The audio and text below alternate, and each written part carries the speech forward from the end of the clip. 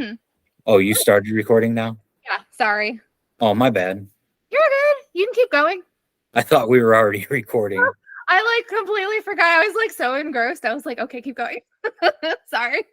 That was my fault. Oh, you're good. Okay. So tell me about your experiences in your childhood home that you were talking about. The experiences in my childhood home was that in which my little sister told me this before. One night I was having a bad dream about some little girl, some random girl just running around in the home. And in which I had two sisters, and in which one has I'll just say dirty blonde, the other's brown hair. This kid had solid black hair, best way to describe it is almost like that solid black paint that they have on the market where it looks like it's 2D instead of 3D dimensioning. And that's the best way I could describe this little girl's hair.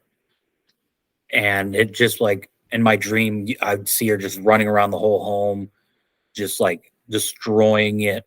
And you'd be like, why is this going on? And then of course I'd wake up and you'd go out to the living room and there'd be always something different. And you'd be like, something's not right. And you know it.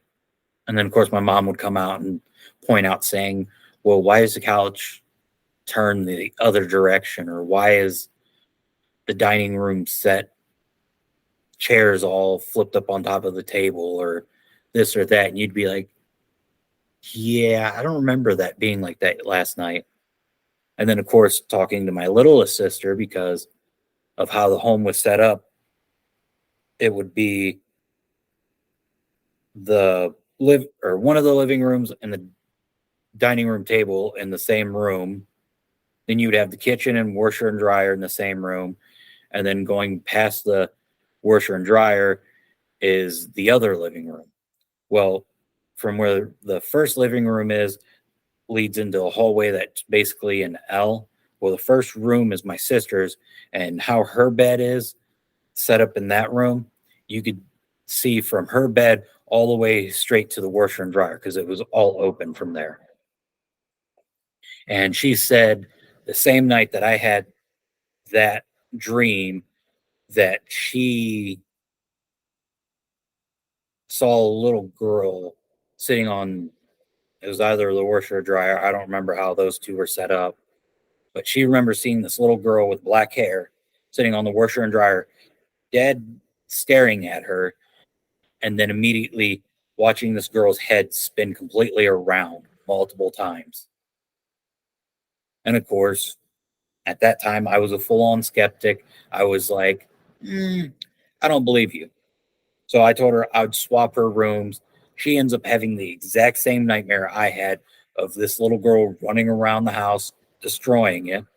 And then, of course, I wake up in her bed looking straight at the washer or dryer, watching this little girl's head completely spin.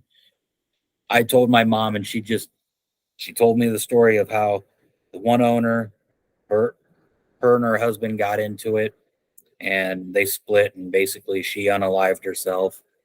So after I heard that, I started looking into the home more, and everything that I kept getting was darker and darker and darker. And you're just like, okay, yeah, this house definitely has something attached to it. So the last day that my mom was living there, and before they shut the door and was completely out, I decided I was going to do a quick investigation on the home. Nothing like what you'd see on TV where everybody's provoking. It was more or less, I swept the home with my little recorder, trying to see if I could pick up any voices. I took a lot of pictures. I forget what else I did. There was a bunch of stuff that I did before I left. And of course, the only thing I got was one picture of an orb in the basement, in the crawl space. It's directly underneath where my bed was. And the orb was shooting up a cord that was laying on the ground. And for me, I always took double pictures, but after the last group that I was with, they always took 3. So I'm Okay. like, okay. And of course, I showed the picture, and they were like, "Yeah, something's wrong with that house." But it's like, So for the history though, like how far back in history was like all of the do you remember? I want to say, if my memory is correct, she ended up. I want to say the house was built in the 60s or the 70s, and she unalived herself, I think early 2000s. It was the 90s or early 2000s, in which the house itself hasn't stood. I think they destroyed the house like 3 years ago. The only thing they didn't do was remove the basement. They just basically destroyed the house on top and caved everything into the basement. So Okay. from from what I'm understanding, because I've driven past the house, I still feel that negative energy, but it is like triple the amount of energy than what it was when I was living there. Like, I've never felt the energy when you turn onto the road, but now, like, if I would go drive down that road, right as soon as I would turn onto the road, I could feel the energy and not even see the house of where it's at yet. And by the time I get to where the driveway is, of where that home is, it just feels like 1,000 pounds is just like on me of just energy. So oh my God. So your house now, you say your house now also has some spirits in it. So you said you've identified, is it 3? I've identified 3. I know I know their stories basically. I know the names. I have a rough estimate of ages as well. Uh Jerry, he is the one that, if anybody that's listened to your podcast that also has listened to mine, they know Jerry. I'm pretty sure Jerry has made EVPs on my podcast. Problem is I don't re-listen to my episodes, so it's like waiting for the listeners to go, "Hey, somebody else was talking when you were." But Jerry's about 42 years old. He passed due to a tumor in the head. He looks at me as his little brother, and I picked him up on my hunting trip last year when I was out in the woods. Like you picked him up out like while out on a trip, or is he in the house? He's in the house with me. He Okay. followed me home without me knowing. Were you like, cause I'm not like an avid hunter, but I had a cousin whose husband who was. So do you guys have like a particular area you usually like rent out a cabin or what? Okay. So what was the area? Down by Quaker City, or Quaker City, Ohio. It's like I'm not sure how far away it is from the West Virginia border, but it's like right over in there. The Yeah, I have no idea exactly where Jerry's was from. I haven't really asked that question just because of other stuff, but I know actually we celebrated his death day back in January. I want to say it was like January 29th. So how did you, I guess, learn all of this just by through EVP sessions or? My former team leader is a psychic medium, and with how friendly Jerry is, whenever she would have like her voice box going, or of course, just being live on TikTok, you would have people come through and go, "Hey, somebody's being very chatty, and it's coming through your end, Cody." And I'd be like, "I'm not saying a word. I'm by myself. My wife's on the couch on the other side. She hasn't said nothing either." And they're like, "Nah, it was a male voice, but it definitely wasn't yours." I'm like, "I'm the only male in this house." So that, of course, we came across, or she picked up on Jerry, and he's basically been like my podcast is uh Secret co-host. secret co-host, mascot. So what about your other two? All right, the other one, his name is Mike. He's roughly, when he passed, was about 43, 45, somewhere in that range. He actually came home with me through going to an investigation, and in which I'm shocked only because when I leave investigations, we sage down completely. We use like, oh, it's string. Sorry. The AC kicked on and I had my one shirt hanging out to dry and there was just a random string blowing and I was like, what the? But yeah, he on proper cleansing when you leave an investigation is blue sage. There's a type of tree that goes with it. And then you basically step up the game from there till you feel like you're not bringing something home. I did the blue sage, the wood. We cleansed myself. My wife cleansed her. We cleansed the inside of my truck. We did the whole holy water ordeal. And a couple of days later, we went live on TikTok and was talking about the investigation. And out of the corner of my eye, because I'm sitting in my living room right now, my kitchen's off to my left. I got a little island, and on the other side is the kitchen sink and the oven. Out of the corner of my eye, I caught a shadow person just standing in the kitchen, or I don't want to say shadow person. I caught a shadow in the corner of my eye walking around in my kitchen.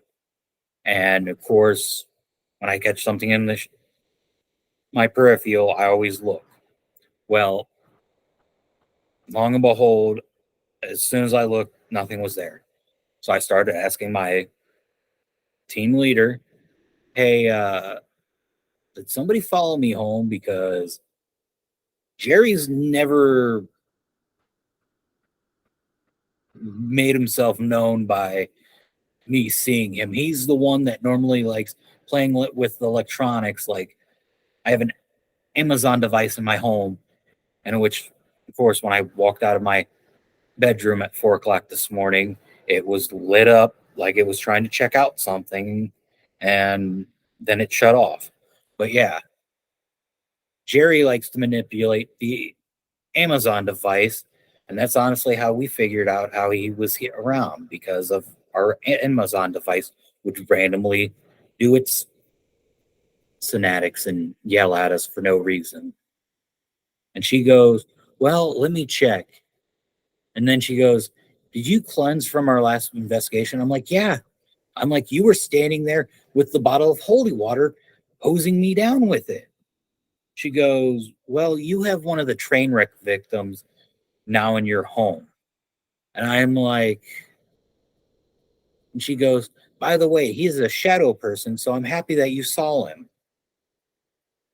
And I'm sitting here going, "Oh, yay, more friends." But come to find out that Mike here is a great protector.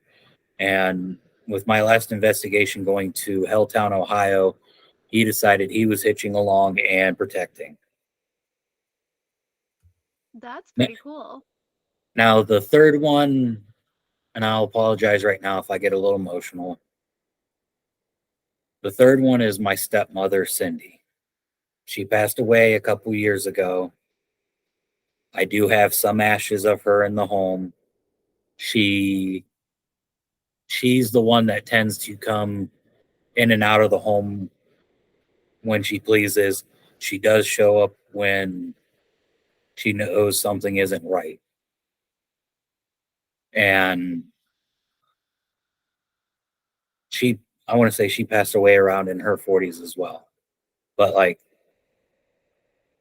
my dad and my dad's side of the family, or my sisters on my dad's side of the family, all have ashes from her or of her somewhere in our home.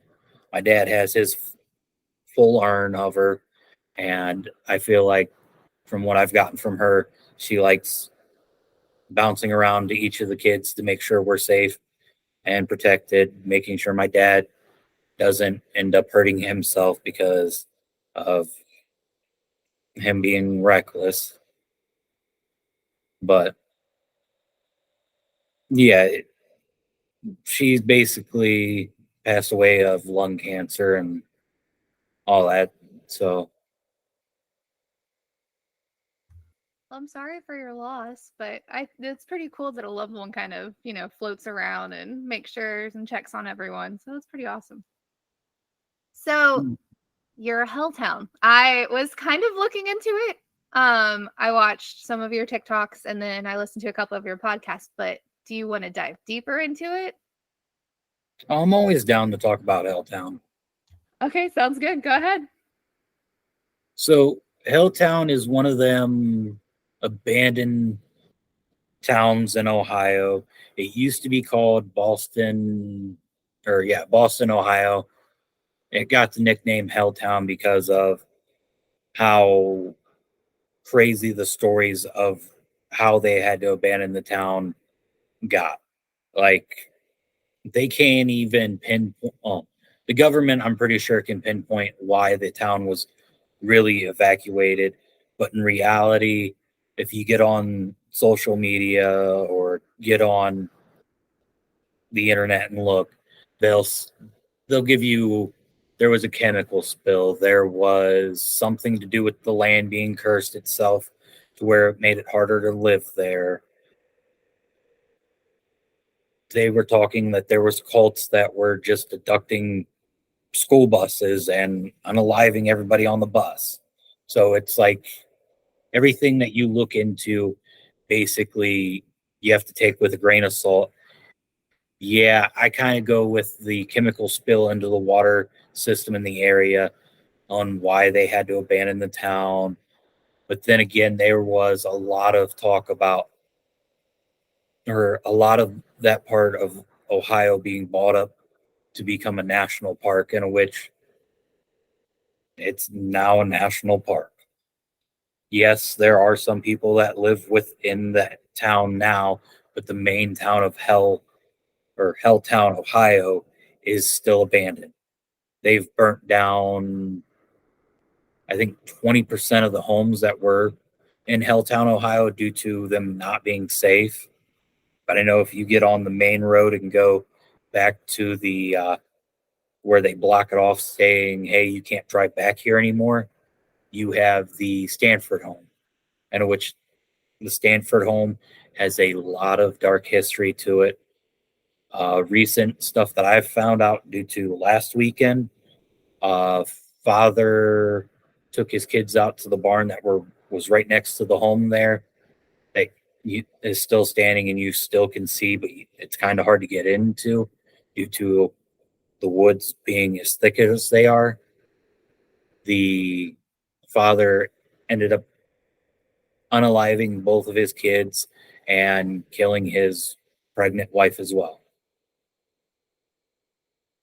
They stated that a hitchhiker flagged a school bus down and had the school bus take him to the Stanford home just to have the cult that the hitchhiker was a part of unalive everybody on the school bus to where nobody was alive. So going into basically walking in to the entrance of Helltown and starting your walk to the Stanford home and past and going into Helltown itself,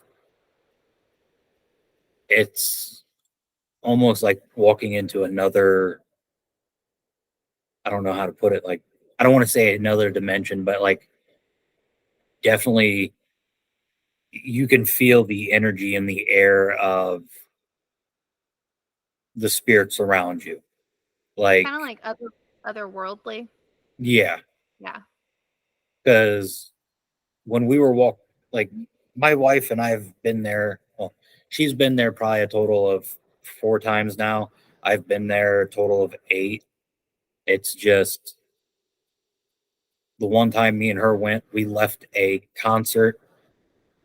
The temperature in her car and on our phones both stated it was like 72 out by the highway. We made it back to the no cars past this point sign, basically, and the temperature was down to like 62 degrees. We were standing there, or we got out of her car and just started breathing, and you could clearly see our breath like it was the middle of winter.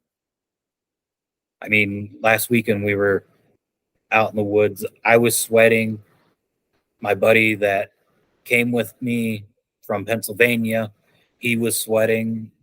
My wife, she was standing there sweating, and we could see her breath. Like they they were on TikTok live with the phone up next to their mouth, breathing out to where the people that was watching could see our breath as well. And I don't know what it is, but every time that I've gone back to that place, I find something new about the location, or it ends up becoming more questions than answers. So, what's your most profound experience there so far? Well, that's a tough one, only because every time that I've gone, I've gotten pushed out of the woods because of something. And it's kind of hard to say exactly what, because of it being that whole question to answer thing. Now, I did find out last Saturday that where we were standing in that barn, if we would have went, I want to say it was like northeast, northwest, it was some direction beyond where we were standing, not even a mile away, is where a bunch of people have sightings of Sasquatch. So, of course, me being me and being a wanting that interaction with a Sasquatch again, I convinced my buddy and my wife that she was totally against it. She kept saying that she had a bad feeling. I had to put that out there because if I didn't and she listened, I was getting yelled at. So she kept saying, no, no, no, we should go back with the other paranormal group. We should just go back to the car, call it a night. I'm like, nah. I'm like, it's only midnight. I'm like, let's head up the road a little bit more. Let's go to the other abandoned houses and let's go see if we can try and find a Bigfoot or get something.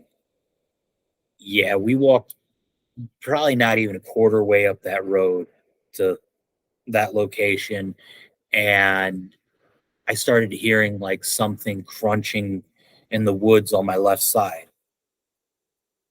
And I'm like, I kept shining the light into the woods. And of course, it was raining last Saturday, so it's completely foggy in that area now. We're walking around at night in fog, hearing strange noises, and I don't know what it was, but I caught eye shine. I kept like trying to focus in on it, and it kept wanting not to be seen. So I'm sitting here going, all right, we took probably a couple more steps from that. And I don't know what it was, but it was just like a bolt of electricity that hit all 3 of us at the same time. And it went in like all 3 of our minds just went into fight or flight mode. And I just was like, all right, we all need to back off. I don't know what we just walked into, but I'm hearing noises off to the right side, and which our right side is a downward cliff. Like you're going, like if you go over the barrier that's like right there, you're going straight down a hill. but we're hearing noises off to our right. We're hearing noises off to our left. We barely can see in front of us, but for some reason, it just hit all three of us of we need to go now. So, of course, I told them to turn around, slowly start walking away, because if you watch any bear documentary, they don't want you to run. They want you to move back slowly.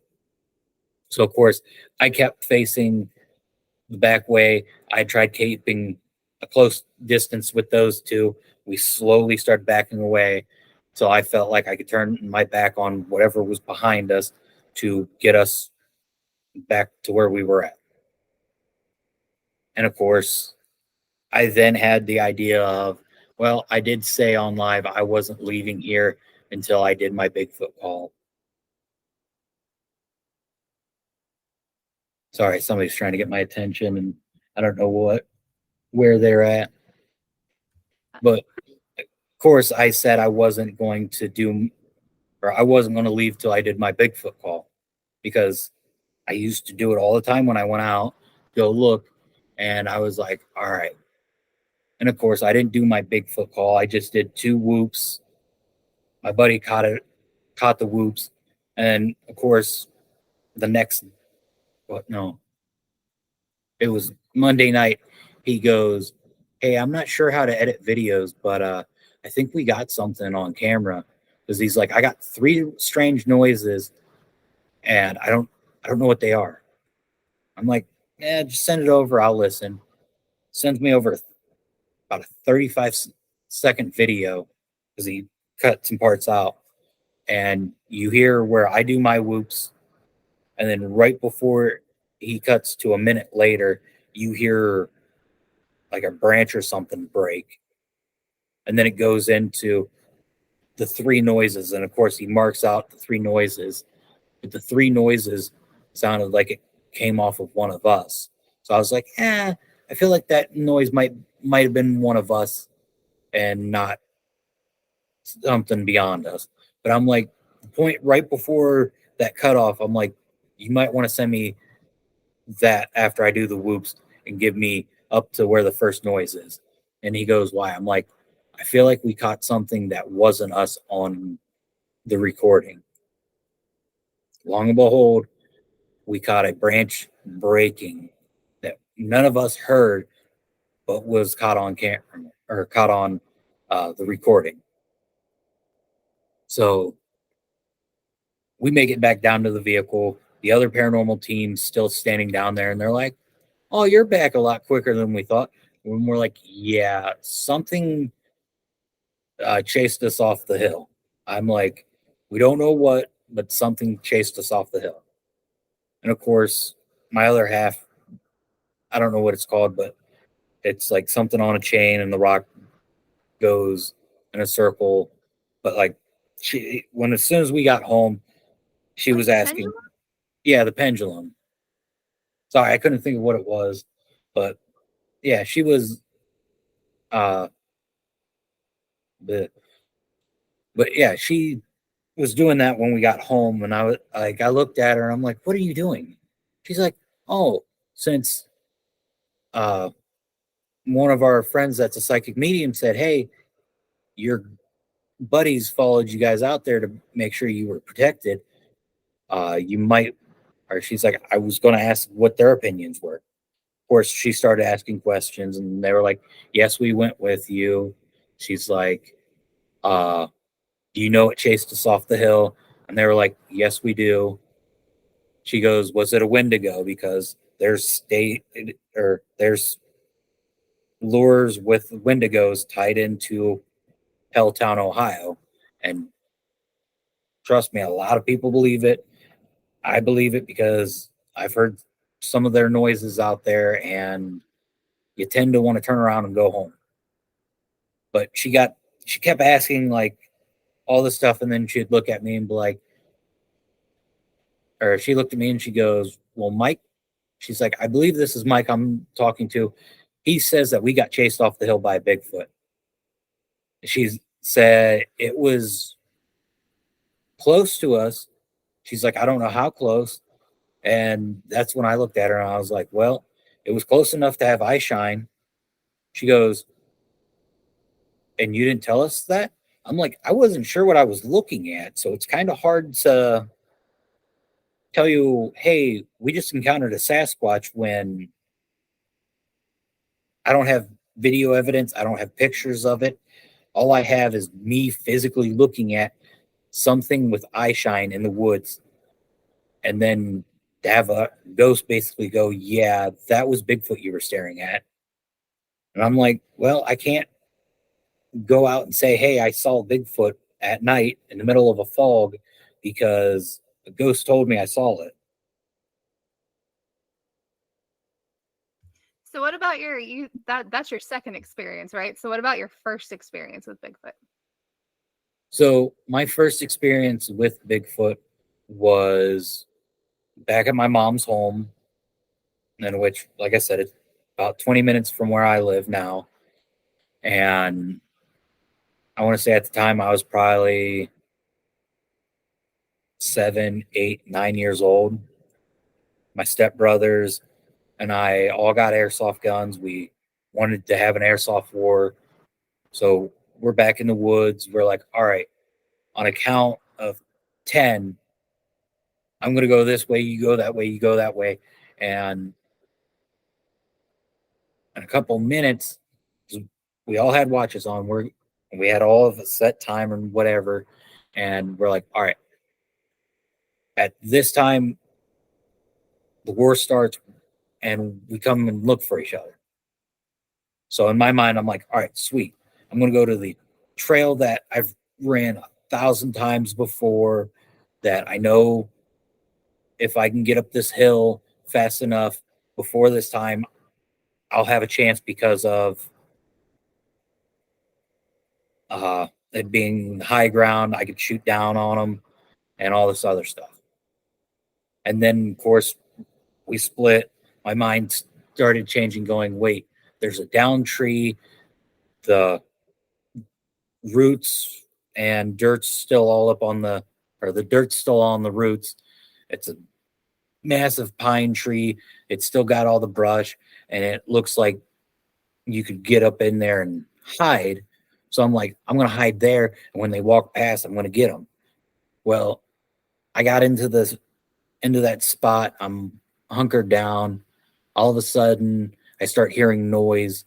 And of course, on the other side of because the pine tree fell down, not on the trail, but on the opposite side of the trail, like into more brush.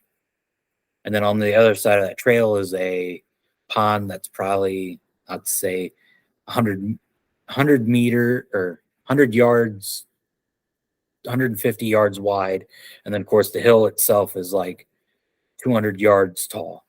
So, and which I'm guessing on all that. So I don't want one of your listeners to come back and go, well, it sounds like he's just making stuff up. No, I'm just giving you an accurate of like, hey, this is a wide pond and a pretty tall hill. And of course, I knew there was another way of getting up that hill, in which my one stepbrother knew it as well. So I'm sitting here putting two and two together, going, all right, sweet. This is him. This is him up on top of the hill. I know his airsoft gun can't reach me because it can only shoot so far. I know mine could shoot that whole distance up the hill and I could easily hit him. So I'm like trying to get in position, I'm looking around the roots and the dirt of the tree that's laying down. And all of a sudden I just see two deer jump like off this hill, down it, and take off running. And then I saw a rock go flying past both deer's heads. And I'm like, I don't know why, but like I went from being hidden behind all of this to where my body is standing like right next to the roots, jaw just wide open, just like what threw that rock? Because I'm still locked on with these deer, just like staring at them running for what looks like to be their life at this point. And then all of a sudden I look up at the top of this hill and this tall, big, hairy creatures just staring down at me. And I, like I said, my jaw's just open. I'm staring at this thing. it felt like I was staring at this giant hairy man for like 10, 20 minutes. And then all of a sudden, I had a rock fly past my head, probably not even this far, and which that's probably like another head away from me. And I don't know why, but like it was just instinct alone that I took off running. Like I ran all the way back home, and which from where I was at to my house was like a 20-minute walk. I ran all the way back home, ran in the door, ran into my bedroom, dropped to the floor, and just started crying because I was like, there is no way I just saw a monster out in the woods. I woke up the next morning with 2 handprints and a face on my bedroom window. And on the outside of my bedroom is a window well. And on the outsides of both the windows wells was 2 giant footprints. And then because my stepbrother's bedroom is on the back side of the house and it's a giant bay window, it also had 2 handprints and a face on the window, like whatever it was looking in. And my mom thought it was just me and my stepbrothers just messing around and thought that the hands and the face print was just my stepdad, like trying to see if we were in the house because of him blocking himself out or something. And of course, my stepdad was like, that wasn't me. That's too big. And of course, it's like he puts his hands up next to it, and we're like, yeah, that is, his hands are tiny compared to that. So Did your brother happen to see Bigfoot at the same time in the woods as you did, or did you guys have like different encounters on the same day? if they ever encountered it, they never told me. In which I told them my encounter, and they were like, yeah, right, whatever. But it's just like, it's like, I want to say my mom's now starting to come along and see stuff just because of myself having to show evidence and all that of it. Like another paranormal team out in, I want to say Tennessee. I want to say it's Tennessee, but they had a trail camera up and they caught a picture of Bigfoot. And of course, we were my former team and I was live on TikTok, and their team leader jumped in the comments. And at the time, we were talking about how to encourage a Bigfoot to come out and all that. And I was like, oh, well, you treat Bigfoot like a fat kid. Because I've always heard stories where you have like a fresh baked cookie or cookies out and you leave it on the windowsill, like how they do out in the country and all that. And they always come out and find that the tray's gone or this or that. So I always made the joke of, yeah, feed Bigfoot like a fat kid. And she goes, or the one paranormal team was like, hey, we have a picture of Bigfoot if you want to see it. And I was like, yeah, I want to see a picture of Bigfoot. I always want to see a picture of Bigfoot. She sent me a picture of Bigfoot, and I looked at that picture for probably 2 months straight, like every day. Like at one point, I took it off of or put it on as my screensaver on my phone just because I was like, yeah, I want a picture or something of Bigfoot like that one day. In which it's still on my phone right now. So you haven't encountered him like while you're out hunting or anything as of yet?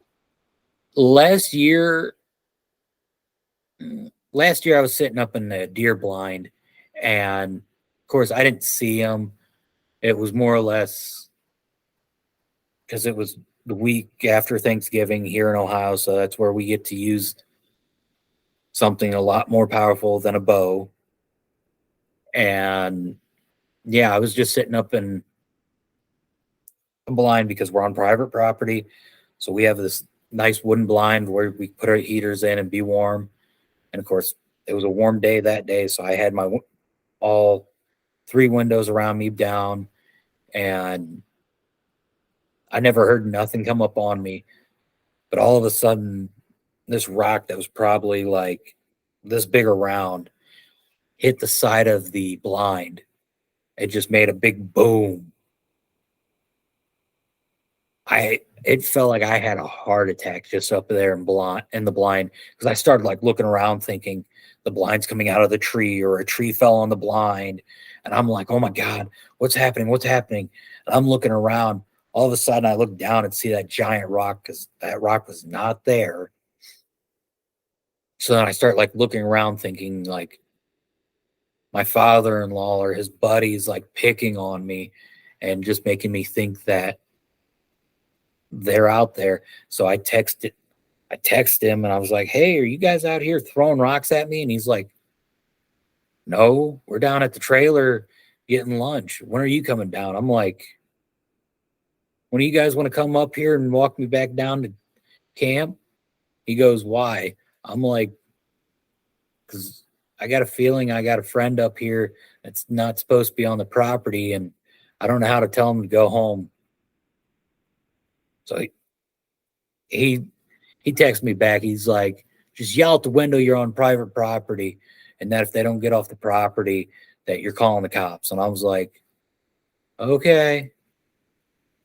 Yelled that out the window, grabbed my my shotgun, got out of the stand, and I don't want to say I ran, but I probably walked as fast as I could to where they could physically see me again.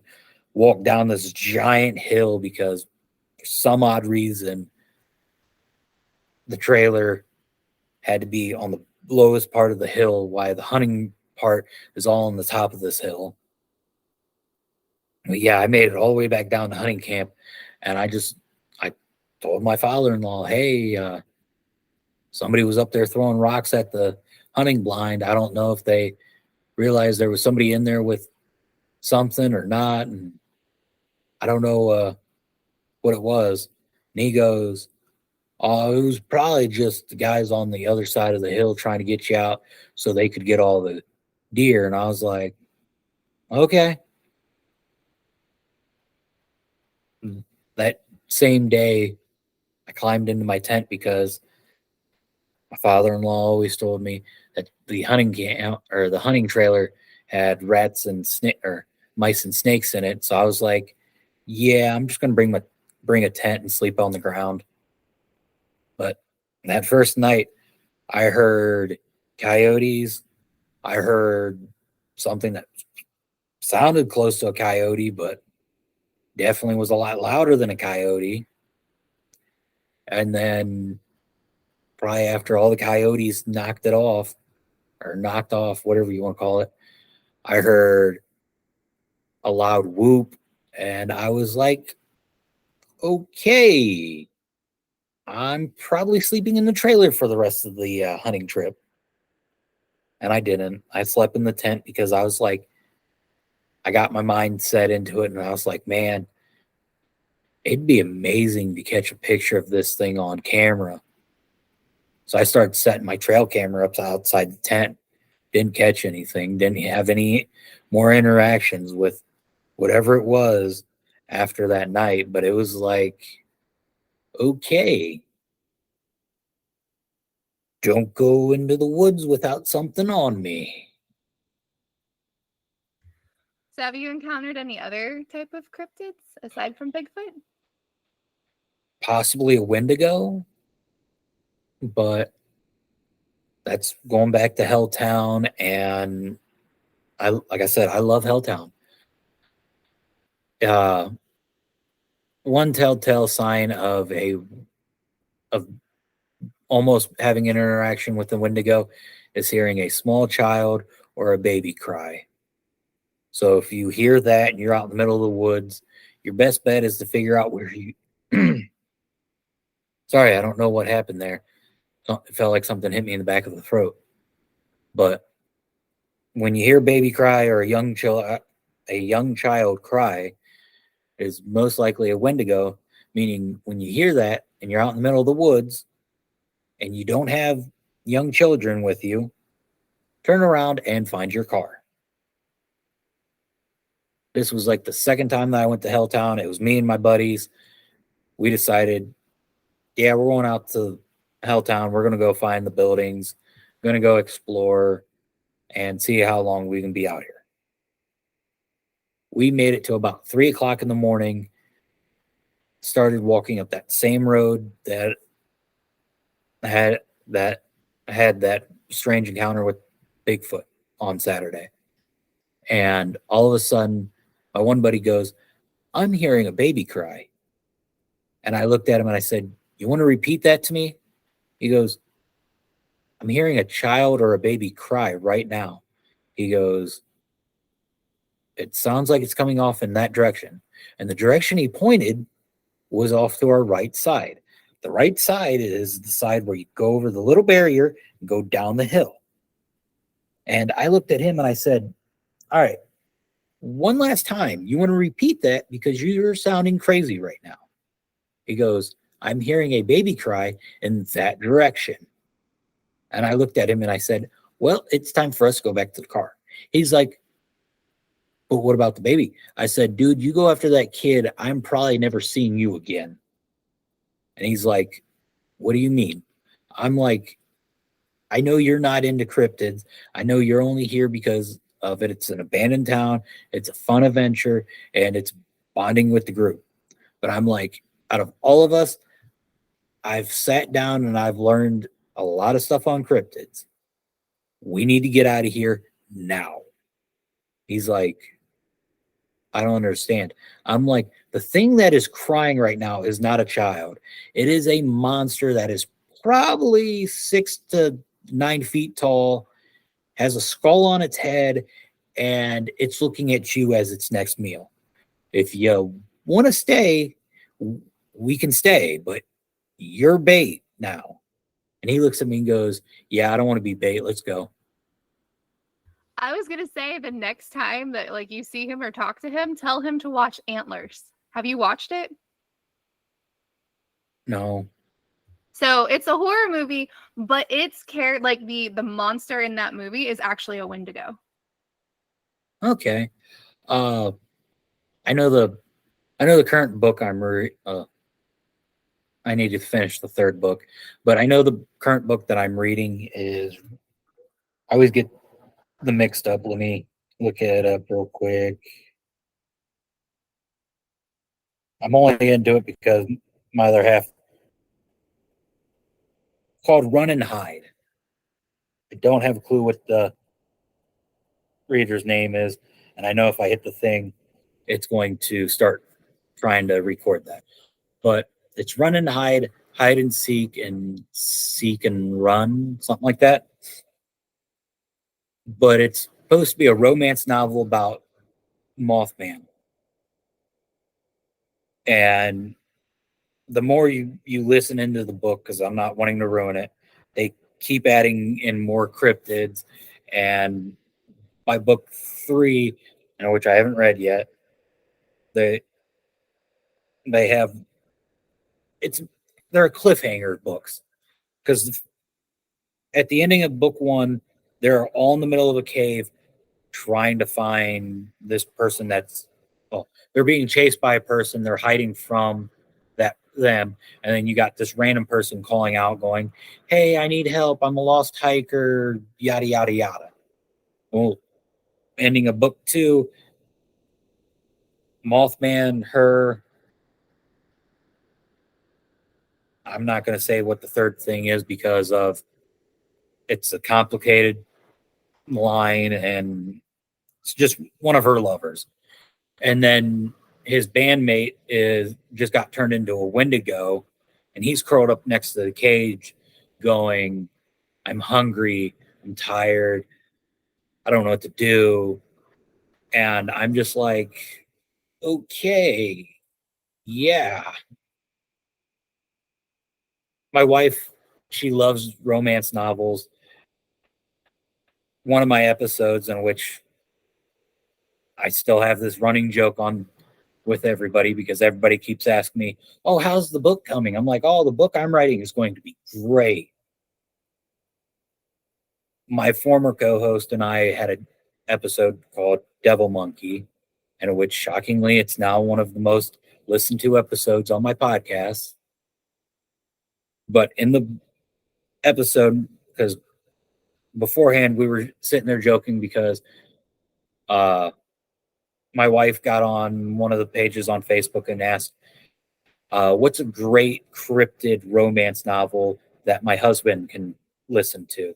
And of course, everybody kept listing all these romance novels because apparently there's a bunch of them out there. And the one cryptid that nobody mentioned was the devil monkeys. So then, of course, when we brought or got that topic up for the podcast, I started doing a bunch of research on sightings and other stuff. And then it hit me. I was like, I want to see if there's a romance novel for devil monkeys. Long and behold, I haven't found one yet. So, of course, I brought that up to my co-host, and he's like, you should write a romance novel about devil monkeys. And for everybody that knows me, knows I have a hard time reading, and they're pretty sure I'm dyslexic. So this book's going to be great because most of it's going to be the sightings that I've done with somehow of me making it to where devil monkeys had romance with people.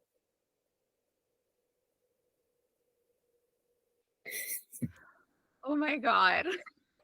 I was about to say the only I've never known them to have cryptid romance novels, but I remember in high school there was this girl who was obsessed with, it wasn't Anne Rice, but there was another writer like her.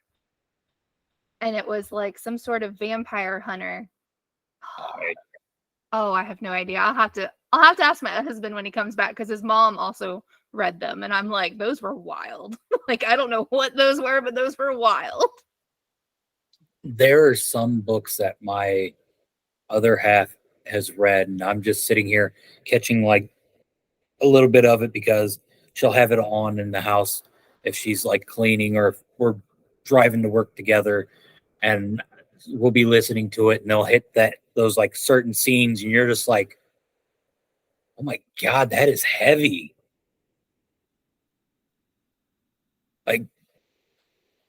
And of course, she didn't make this logo for Paranormally Cryptid, but she's made 3 out of my 5. And there's one of my logos where it shows a shadow person with a book in his hand, and it has Den of Vipers on the cover. That was the only romance novel that she had me sit down and read the whole thing of. And I'm sitting here going, yeah, that's a good book. There's some spots in that book you're just like, that's a little much. And then, of course, she tells me that book had trigger warnings that she didn't tell me about. And I'm sitting here going, yeah, I can see that. So how did you find out about Helltown? One of my exes, her and her friends were going because of one of them wanted to write or had to write a book report on an abandoned town in the United States. And he wanted to write about Helltown. So it was around Halloween time. They all knew that I wasn't big into haunted houses, like the fake mirrors and all that. I like haunted locations. So they're like, oh, Helltown would be great for you. It's an abandoned place. They got a bunch of people, da da da. And I was like, all right, whatever, we'll go. We went. Nobody wanted to get out of the car at 12 o'clock at night in an abandoned town but me. I get out, I start walking around to where I'm still within sight of them because I wasn't listening to me getting yelled at. And one of the other guys in the car gets out, comes across the street, lights up a cigarette, goes back, stands outside the car, starts smoking. And of course, a couple of vehicles go by. I walk back over and I look at him. I was like, was that a school bus? He goes, yeah. Look at the clock. It's like past 1 o'clock in the morning. And I'm like, no, no school buses should be out right now. He goes, yeah, I was thinking the same thing. He's like, by the way, did you hear either of those vehicles go past us? And I'm like, no, I didn't. And then we were like, didn't it look like the one drove off the road? And I'm like, yeah, because the road curves to the left and the other is just a slight right, where the one looked like it went straight, like didn't follow either of the roads, just went straight. And then the other one looked like it did a hard right when it should have been a light right. So we, of course, walked down to the where both of those vehicles disappeared, and there were no tire marks of them going off the road at all. So then we walked back to the car, and of course, my ex's best friend claims that she can see ghosts. Well, at the time, I didn't believe her because I'd never had my luck ever meeting psychics or mediums. It was always everybody was like, "Oh yeah, I can do this, I can do that," and then when you put them to the test, they couldn't do nothing. So she's curled up in the back seat in a ball, crying because she's like, "There's dead people all around us. There's dead people all around us," and I'm just like, "Sure, there are." And then, of course, my ex was like, I think we should get out of here. I don't think it's right of us to be here and da da da da. And I'm like, all right, whatever. Went there. My wrestling buddies, and I told all my wrestling buddies about it the next day. And they're like, you know what? We're going down there. I'm like, cool. We had our wrestling mat, or it was wrestling like WWE, but it was indie circuit style. So we did our show. We left the show. I'm still full face paint because that was my character. Had face paint on. We're walking around the woods, and another group of people just randomly show up. We start BSing with them. They were walking back, and this is where I told the story earlier where we heard the baby cries and all that. And I told my buddy, hey, so yeah. But yeah, I heard Helltown from basically one of my exes. So do you have like a dream location you want to investigate?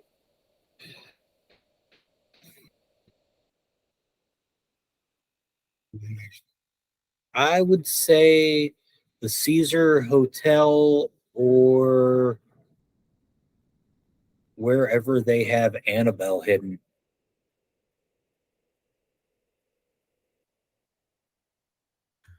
Annabelle. Sorry. Isn't it in the north? Somewhere up the northeast? Last I heard it was like over in Georgia or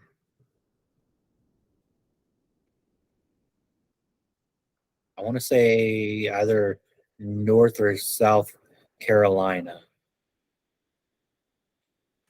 I didn't realize she was on the move. Well, she's technically wasn't supposed to be, but with the from the last that I heard, it was or they were moving her just because of it was something stupid, or I could be wrong on it all. I I don't remember the exact location. I do remember that there was talk that they were moving the doll out of the Warrens' house into a hidden museum, but I think the museum was in Georgia. I'd have to look it up again. I don't know why. It's just when it comes to like haunted dolls,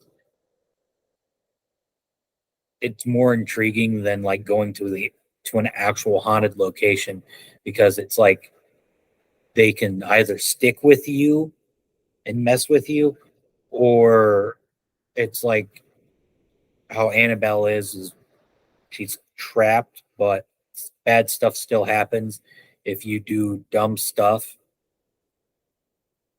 That's like Okay. Robert the doll, where if Oh you yeah, take the a one down in picture, Florida.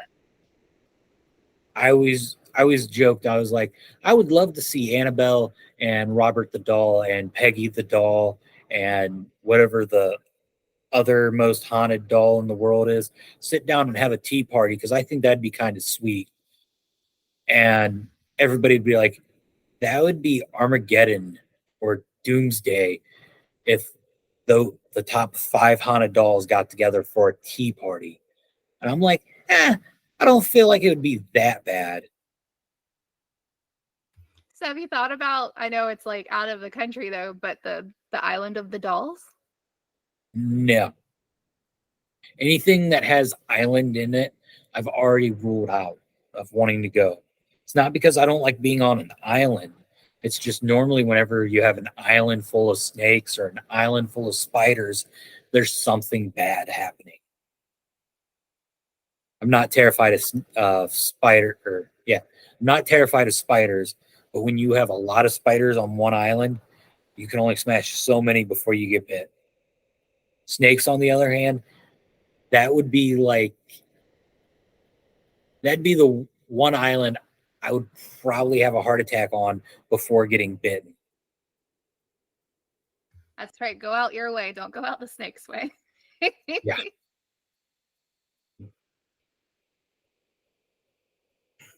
But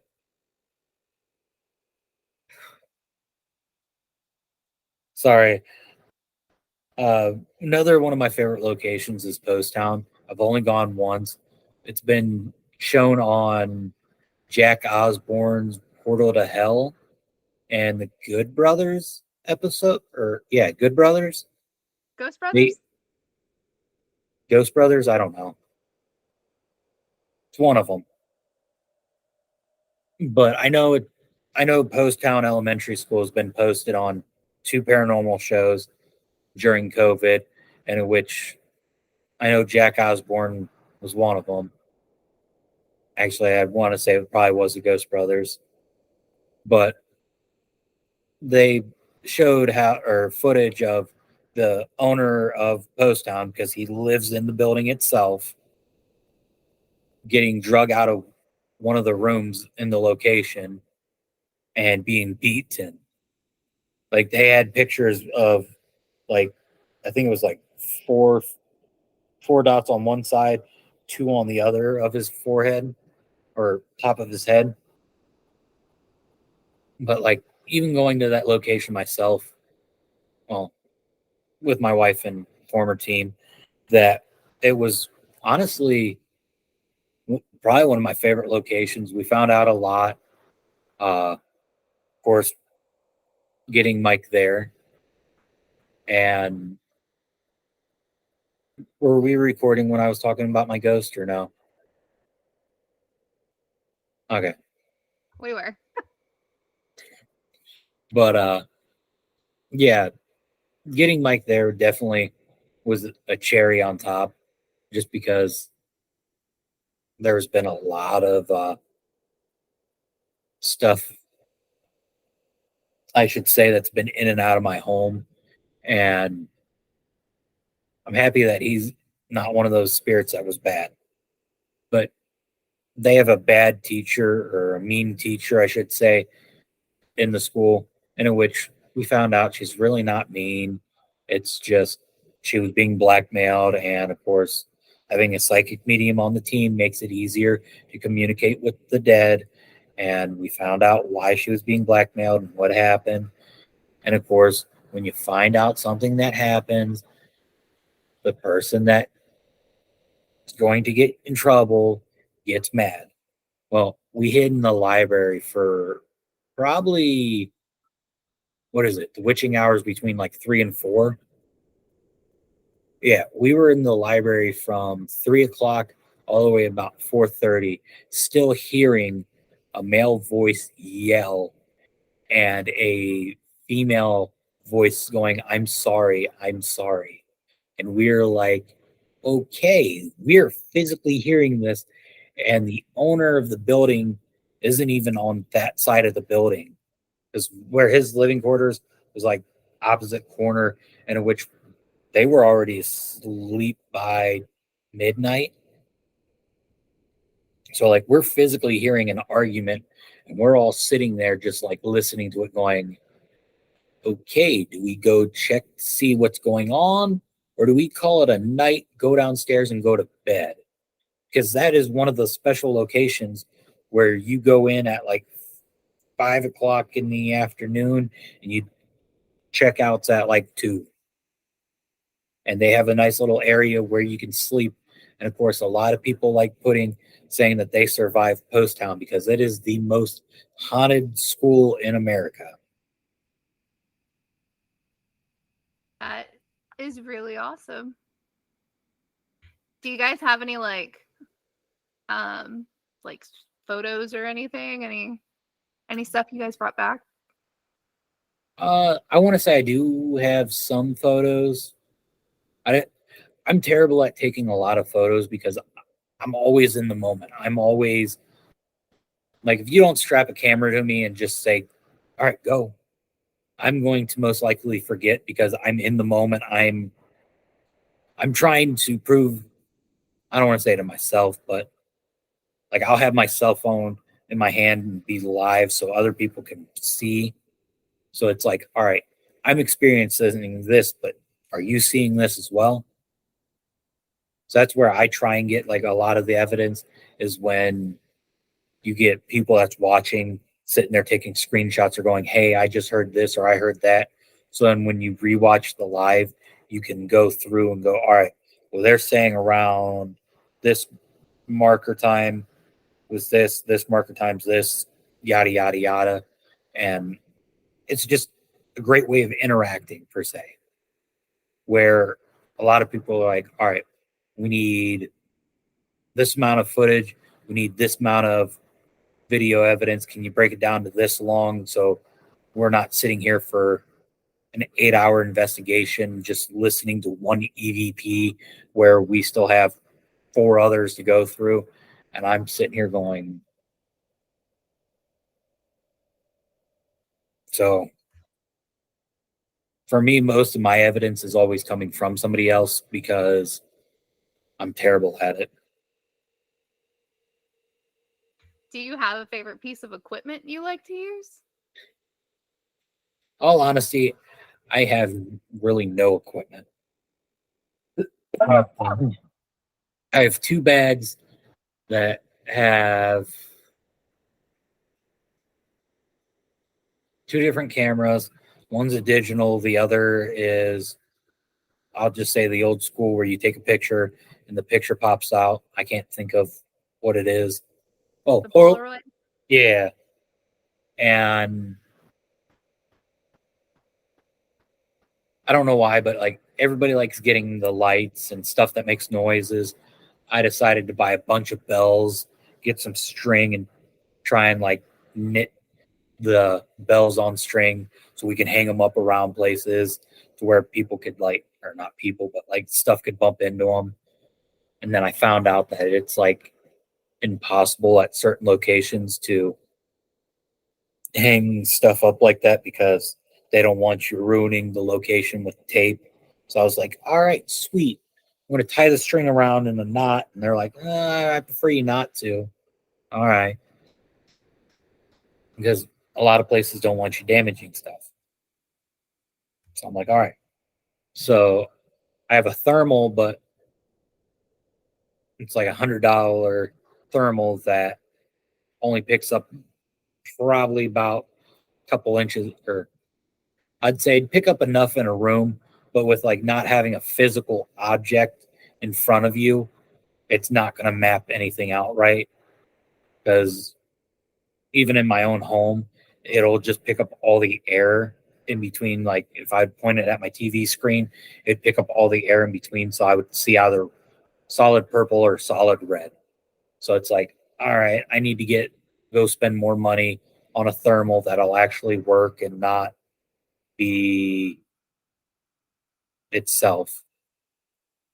Uh, the team leader gifted me a spirit box. I still don't have a recorder because the one I had got imprinted on, and whatever's on it will not let anything replay again. I got 2 GoPros,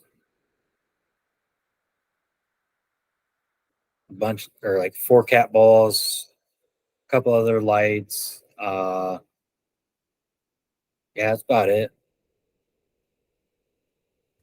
Do you have like the biggest location you've currently investigated? Biggest location that that I have investigated is Helltown, due to it being miles long, or being such a big location to begin with, because it's not cooped up in one building. It is physically the land itself that is haunted and not the buildings. So how much of it do you think you've investigated so far? Not even, if I could put a percentage number on it, I wouldn't even say I've investigated 5% of Helltown yet. So how old is Helltown? Because I know you said there's different stories as to like what kind of caused its downfall and the hauntings, but like, is there like a time? Early 17th century is when they first migrated, or the Indians migrated onto the land itself. There's stories of them sacrificing goats and other animals to please the gods, and in which some people state that it possibly was them sacrificing the animals to the Wendigo to make sure that the Wendigo wasn't going to get them. They abandoned the town. Then pioneers came, tried to farm the land, and found out that the land wasn't good for farming. So then they started looking into some of the history, I guess, and then they started sacrificing. Once they started sacrificing animals, that then then they would have food to harvest and all that. And it got to the point where their church, and in which they have 2 churches on the property. The one church got the crosses ripped out. The other church still has its upside down crosses and a giant upside down cross inside the church itself. The part I failed to say is Helltown is a Satanist group. The cult members that could still be in the area are all still Satanists, and it was a Satanist group that unalived that whole school bus. So it's got its stories on it. It's just, like I said, what you read, you have to take with a grain of salt, unless you find people that lived there or were alive around when it became abandoned, in which I want to say it was like early 80s, 90s is when it got evacuated into being an abandoned town. And that was for was it the nuclear spill or spill? The chemical spill, yeah. So do you have a favorite cryptid? I know you have Bigfoot stories, but who's your favorite, like absolute favorite? Mothman. Have you been to the convention that's is it West Virginia? West Virginia, Point Pleasant? Yes, I have. I went last year for the first time. And funny story, that is the day my podcast got started. That's awesome.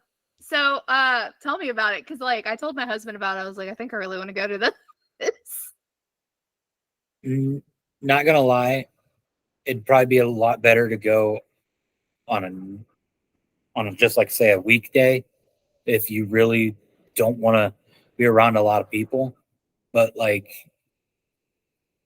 well, if you want to honestly like get into the museum and go to the TNT bunkers and all that, I would definitely see about like just a normal day of the week and not go during the festival. But like for this year, I already looked into it because they already got updates on the festival. It's September 16th and 17th. I plan on going whatever that Saturday is because the 17th is Paranormally Cryptid Podcast is 1 year. And I'm going just because it's an anniversary for my podcast.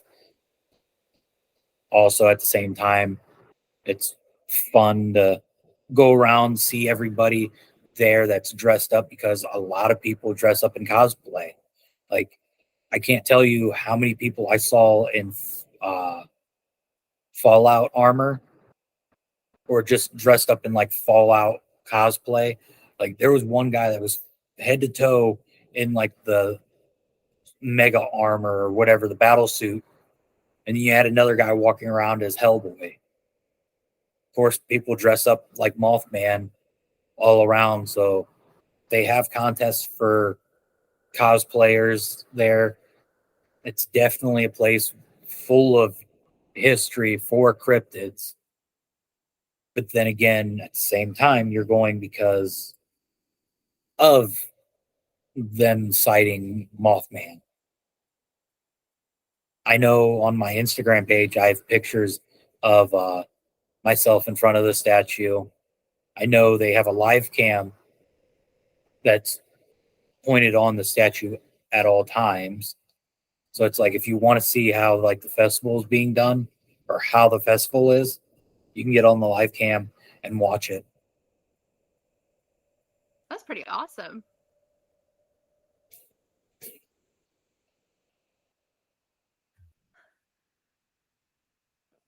So do you have a favorite scary movie? Oh no,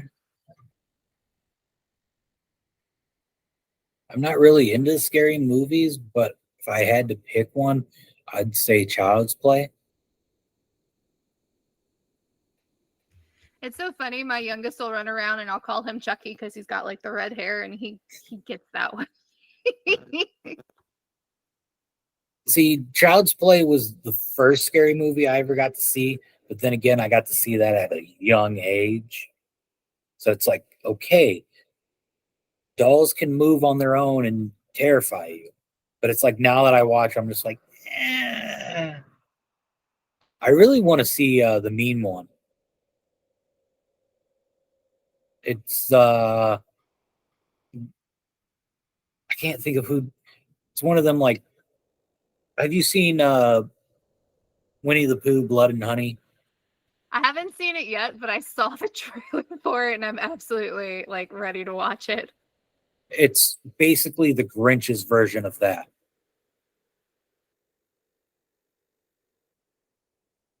Yes, I remember that. Yes. Yeah, I want to see it so bad, but I have no clue when it's coming out. And one of the podcasts that I listened to, I swear, did an episode on it, and like I went to go, like I waited for that episode to come out, and it never came out. And I messaged them, and they messaged back, and they're like, "We don't ever remember us saying that we were reviewing that movie, or even if we said it." And I was like, and of course, I went back and re-listened to like previous episodes, and I'm like, okay, they didn't say it. I'm like, where did I get the memo that this movie's already out? And I can't find it. So if Google didn't fail me, it came out end of last year and you can catch it on Netflix, Hulu, or Amazon Prime. Well, I haven't seen it on Netflix or Hulu, so Yeah, that's what I thought, because I have both of those, and I'm like, I don't remember seeing that. But I also don't go on Amazon Prime because I get lost. Like, there's just so much to it. I know Blood and Honey's on there. I started watching, but it was like late at night. I was tired, and I was like already like half passed out. My wife's like, "We're going to bed before you pass out on the couch, and you wake up and your back's killing you." And I was like, "Okay." So do you have a favorite like paranormal group that has like a TV show, or like a cryptid group that has a TV show? I love mountain monsters. I was just watching season 6 on Discovery Plus before the interview, and before my wife left, because there's a book signing today, and with one of her favorite authors. She's like, "I'm going with my cousins. I'm going to be gone all day." I'm like, "Okay, I got an interview to do at noon, and I got to figure something out today too." And I just looked at her. I was like, "Babe, are you going to be mad if I send these, or if the Ames team, an email and see if I can join their team?" I'm like, "I can put overalls on. I already got a beard and I already got guns. I can go run around the woods and yell." She just looks at me and goes, "I love you so much, but I swear if you're not home when I get home and you're running around the woods with a gun yelling, I'm going to be mad." That's so funny. That's my so we found it. God, earlier this year we found that show on Discovery Plus, and my youngest is like, I want to watch Mountain Monsters as a way to go to bed. It's like his favorite show to fall asleep to. I'm like, this is wild. I want to say it's definitely been a different show since Trappers passed. But like, I feel like they've gotten really dramatic since Trappers passed. Like it's gotten like really over the top, as opposed to when they had Trapper, it was more like it was research, and then it was, just it honestly looked like when Trapper was like the first couple seasons, it honestly looked like they were out there honestly trying to get something. But it's like now it looks like it's almost like all Hollywood, where you honestly just have hillbillies running around the woods with guns. I'll never phrase it. It's either 5 or 6 where they have like the random door in the middle of the woods walking through. Season 5 is where Trapper is sick and dies, and that's that whole season is where they're just randomly running around the woods, finding random stuff, trying to tie in all their research all together. And like, I never saw the ending of season 5, let alone any of season 6. So of course I start on season 6, and the first thing I see is Bigfoot. I'm like, yeah, let's put out that good omen of let's go find Bigfoot. I found that show and I was like, this is totally different than what I'm used to watching. And I was like, oh, the first like half is amazing, because I was like, wow, they really do some good research. Like they're telling you some history and stuff. They're doing great interviews. And then I don't know, I fell asleep. Season 5 came on and I was like, what happened? Yeah, and that's the worst thing is like even Ghost Adventures has even gotten to that point. But it's like, and I don't know if you've heard anything on the paranormal community, but like a lot of the TV shows that are paranormal all got basically their front doors kicked open and stated a lot of the stuff that you see is fake. So it's now like the paranormal community is all in a rush to try and be that team that can get the real evidence and not have to fake it to be on TV. And then you got like me, where I'm like, I'm funny to be on TV, but I'm not really wanting to be the guy that wants to do all the evidence review to prove what I'm going after is real. I just want to go and be like, that was a blast. I want to go back again. Yeah. But Ghost Adventures is what everything's demonic. Yeah, I had a guy last Saturday that I don't want to say like, because I've talked to the guy multiple times, but like my former team, they were like, he can be too much, or he can be much at times. And I'm like, oh, okay, yeah, I gotcha.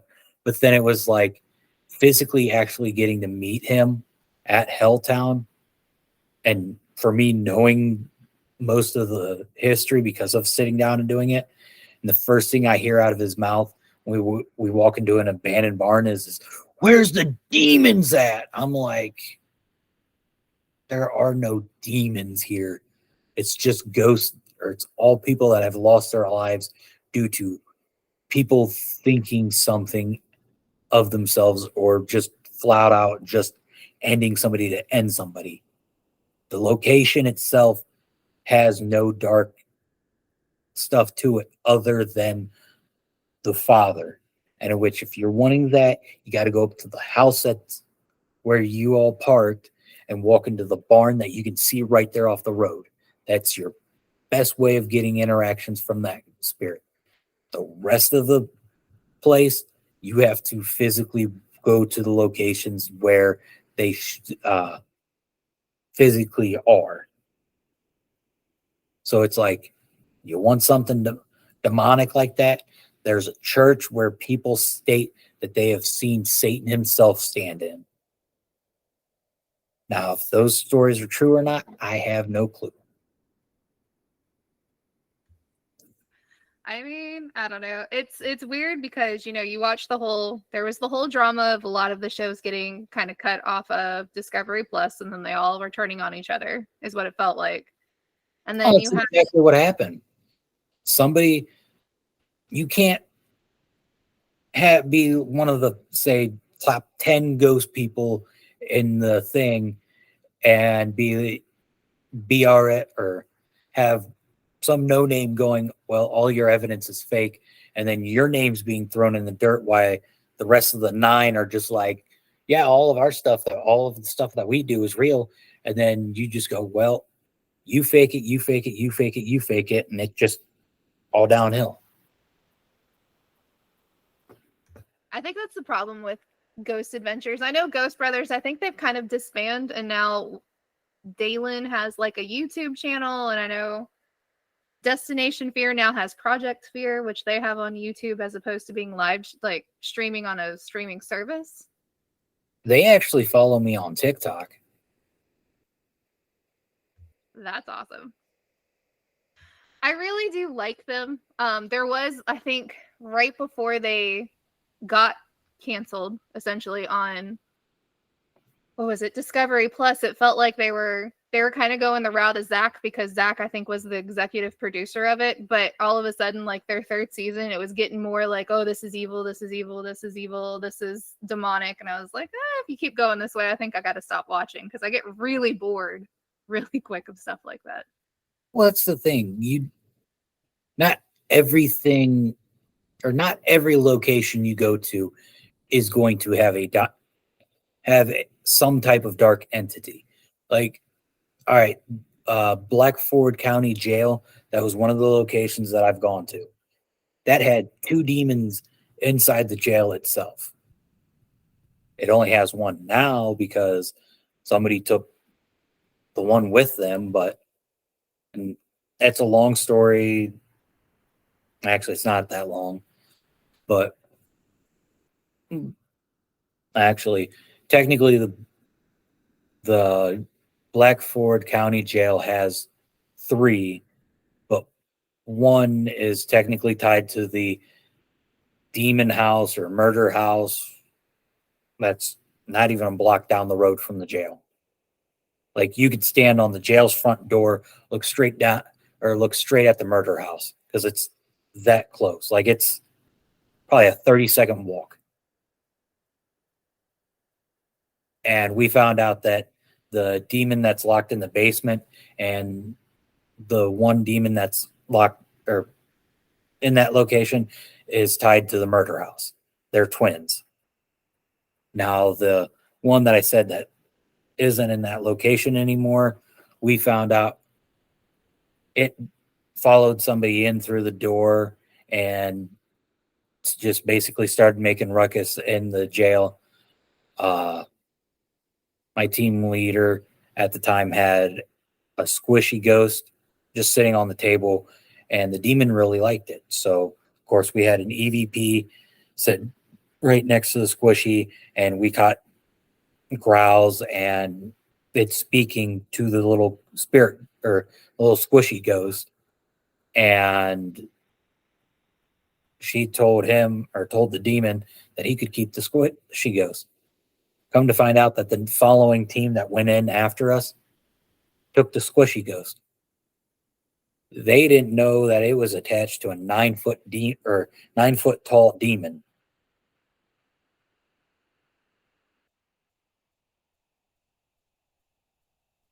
I mean, that's crazy. I also found out that some paranormal entities find me funny. And I only found that out because when I'm not dead tired or I actually get the amount of sleep a normal person's supposed to get, I'm a little bit goofier than how I am right now. Right now, I'm trying to stay professional and not be goofy. But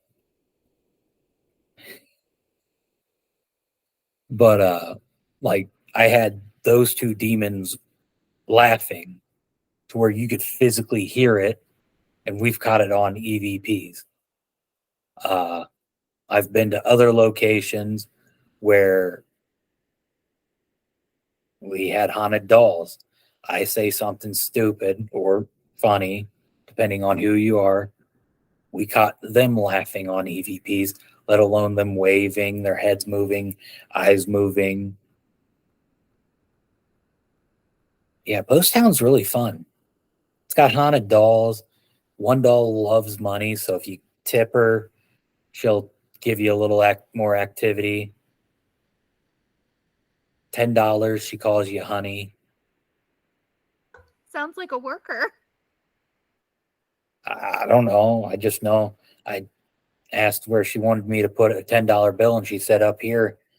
And from where my hand was, it was a little bit higher than her foot. Oh, she wanted me to put it a little higher than her foot. That's awesome. I'm not gonna lie. The haunted dolls terrify the hell out of me. Like absolute just My wife is terrified of haunted dolls.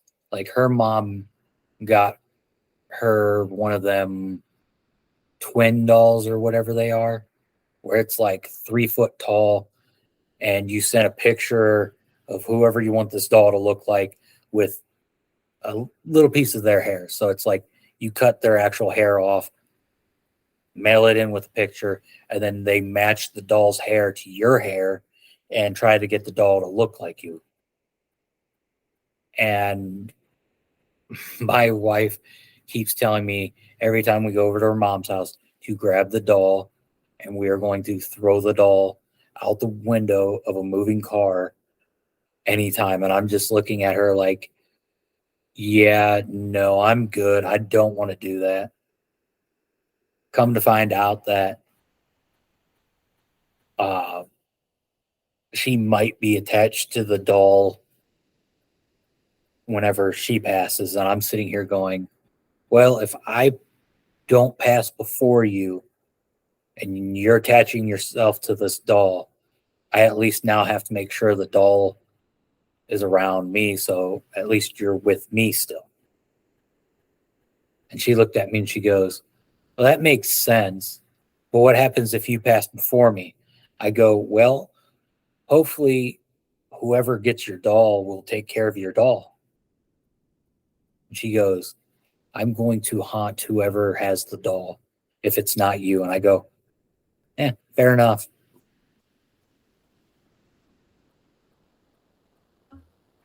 So has your wife had any experiences?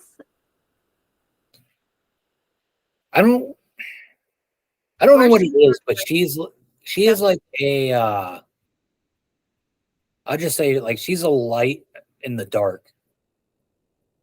So it's like we got like 2 puckwudgies and a shadow dog that follow her around wherever she goes. And of course, you can't see them. They like being invisible. And she nicknamed the puckwudgies, I think, Tinker Bell, something like that, where one's name's Tinker, the other's name's Bell. And then, of course, the shadow dog, or I'm not sure exactly what he is. They every time we've done an EVP session or sat down, he just calls himself Bane, like the villain from Batman.